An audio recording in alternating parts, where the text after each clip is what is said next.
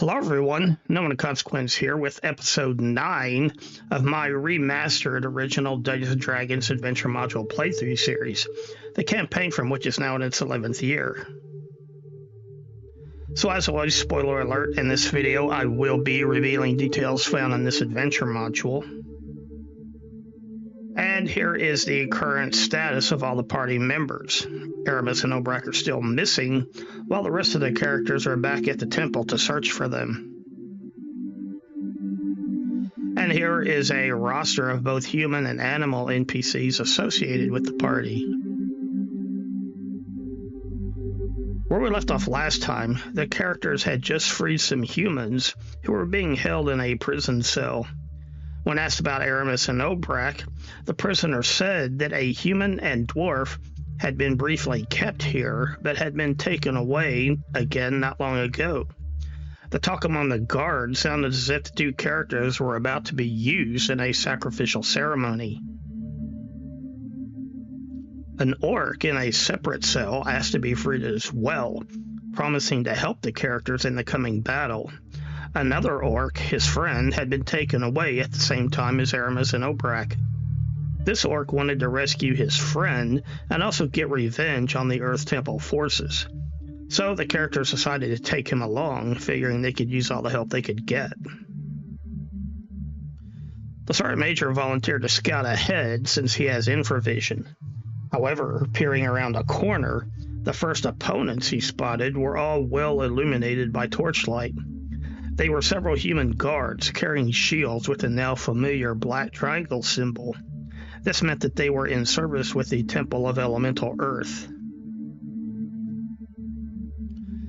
This screenshot was taken several combat rounds later. The characters had charged the group of human guards and had done well, even scoring some critical hits. However, they soon saw that the corridor they were guarding opened into a much larger area to the south. Unlike the rest of the dungeon, the characters saw that the floor of this large chamber was made up of loose earth. Also, a half-orc that was with the Earth Temple forces immediately defected to the character's side. His decision was influenced by the fact that he saw an orc fighting alongside the characters. He exclaimed that he secretly hated these Earth Temple humans due to their imprisoning and sacrificing of orcs. The half-orc demonstrated his sincerity by immediately firing his crossbow at a nearby Earth Temple guard, scoring a critical hit.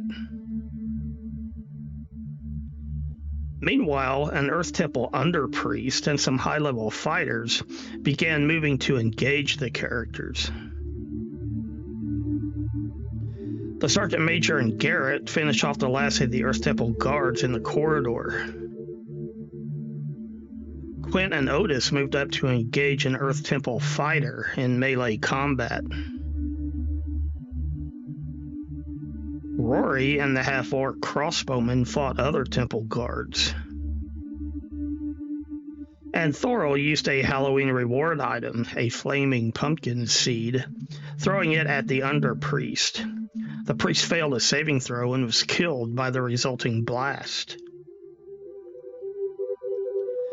This screenshot was taken a few rounds later, after most of the characters had advanced into the large chamber. In the center of the room, they could see a stepped pyramid. The pyramid was topped by a stone pillar, and chained to it were Obrak and Aramis. As you can see from their health bars, they are still heavily wounded from fighting the ghouls, and also from the torture chamber. An orc and a gnome were chained to the pillar as well. From the east, more Earth Temple forces poured into the room to confront the characters. Also, the Earth Temple's head priest had commanded Earth Elementals to rise from the ground and attack the characters. There are a total of 4 elementals, although not all are visible in this screenshot. Quint deployed a Christmas reward item, a snow globe of defense, while Otis continued to battle the Earth Temple fighter. Unfortunately, Rory rolled a fumble attack, tripped and fell to the ground, and knocked himself unconscious. so he was out of the fight for the time being. And finally, Garrett, the orc, and the half-orc were all using missile fire against an approaching earth elemental. The former orc prisoner had picked up a crossbow from one of the defeated temple guards in the corridor. In this screenshot, Garrett has dropped his bow and is making a dash for the pyramid. As the party thief, he hoped to unlock the shackles that were restraining Aramis and Obrak on the stone pillar. Of course, he would free the other two prisoners as well, if at all possible. But as Garrett climbed the pyramid, he saw hiding on the other side another earth elemental, along with the Earth Temple's head priest. Earth elementals can hit extremely hard, and the one with the priest reached up and took a swing at Garrett. With a single blow, the elemental knocked Garrett halfway back across the room, killing him. Another Earth elemental killed the new half-orc ally, again with a single blow. At this point, the Earth elemental head priest climbed to the top of the pyramid and took out a ceremonial dagger. This action attracted most of the elementals to the pyramid because they knew it meant they were about to receive a blood sacrifice. I then rolled randomly to see which prisoner the priest began with, using a D4 since there were 4 prisoners on the pyramid. I also made this roll in the open so there would be no question about the impartiality of the roll. I stated that a result of 1 would mean the gnome and then go clockwise from there. Thus, a result of 2 would be Obrak, 3 would be Aramis, and a result of 4 would mean the orc. As it turned out, the D4 result was a 1. So, the priest cut the throat of the gnome prisoner, collected the blood in a metal bowl, and poured it over an elemental waiting nearby. Quint saw all of this happening and feared that Obrak or Aramis might be next to go under the priest's sacrificial knife. So he made a desperate move and drank a Halloween reward item he possessed, a crocodile tears potion. As you can see from the item's description, this has the effect of essentially causing everyone in sight of Quint to temporarily freeze in place. With the clock now ticking, Quint made his own dash for the pyramid. Quint also brought out a magic item the characters had acquired from the herb shop in Nulb. I believe I had skipped it in an earlier episode, but the characters received this item once they became friends with Otis. It turns out that the herb monger in Nulb is another secret spy against the temple for the forces of good.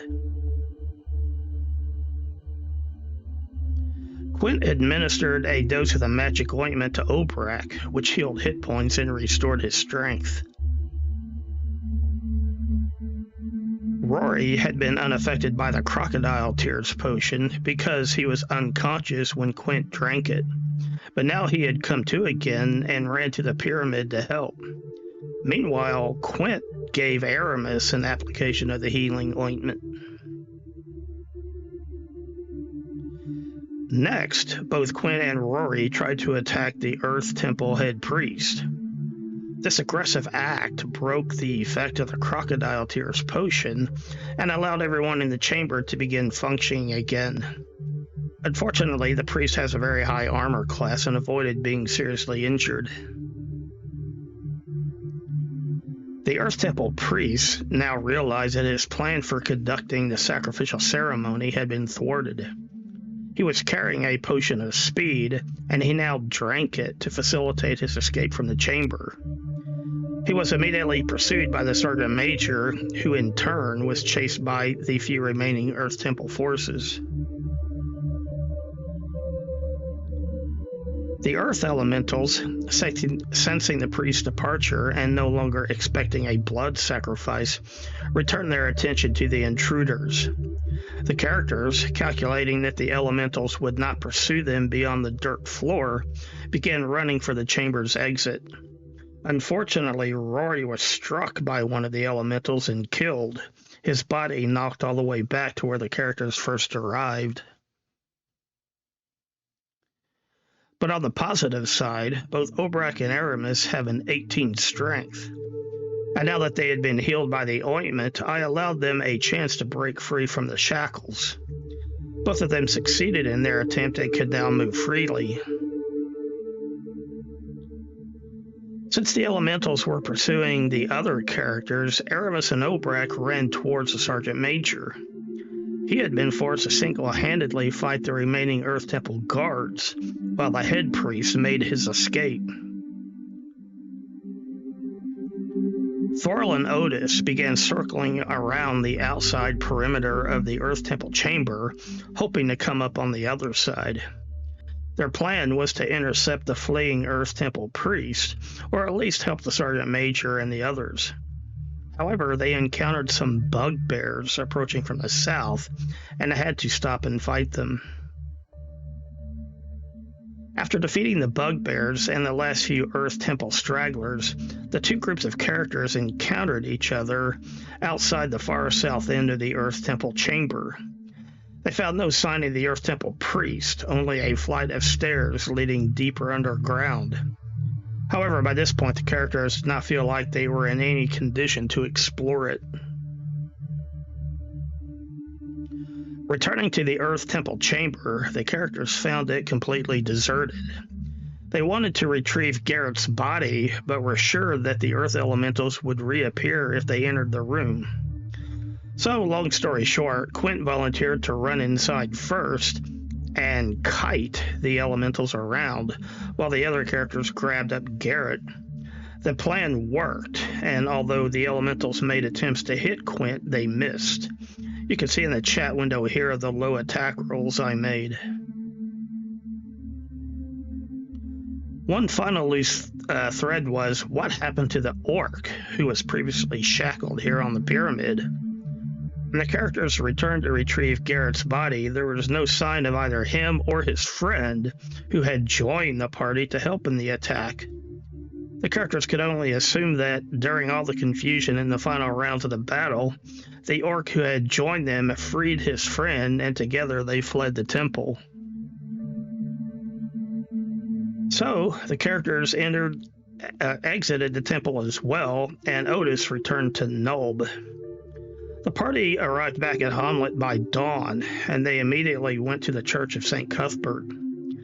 They already knew that they could only afford to have one of the two dead characters raised. Therefore, the decision was made to have Rory buried in the churchyard and to take Garrett's body to the city of Verbabank the next day for resurrection.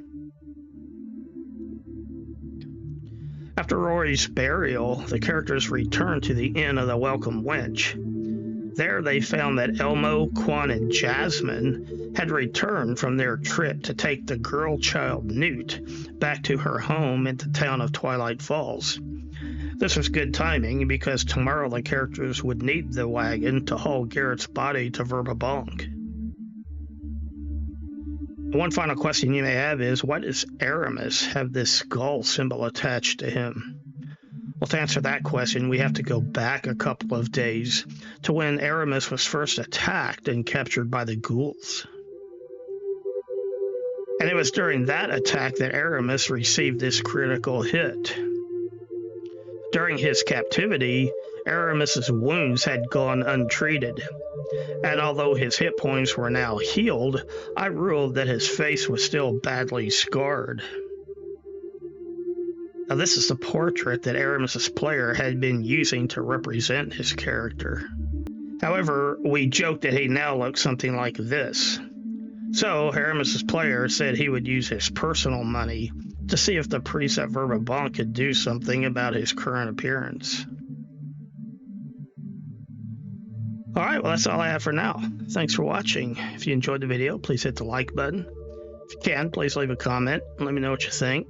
If you have not yet, please subscribe to the channel. If you know of a good place, please share the video. And anything you do to help support the channel, I appreciate it. Thanks again. Bye for now.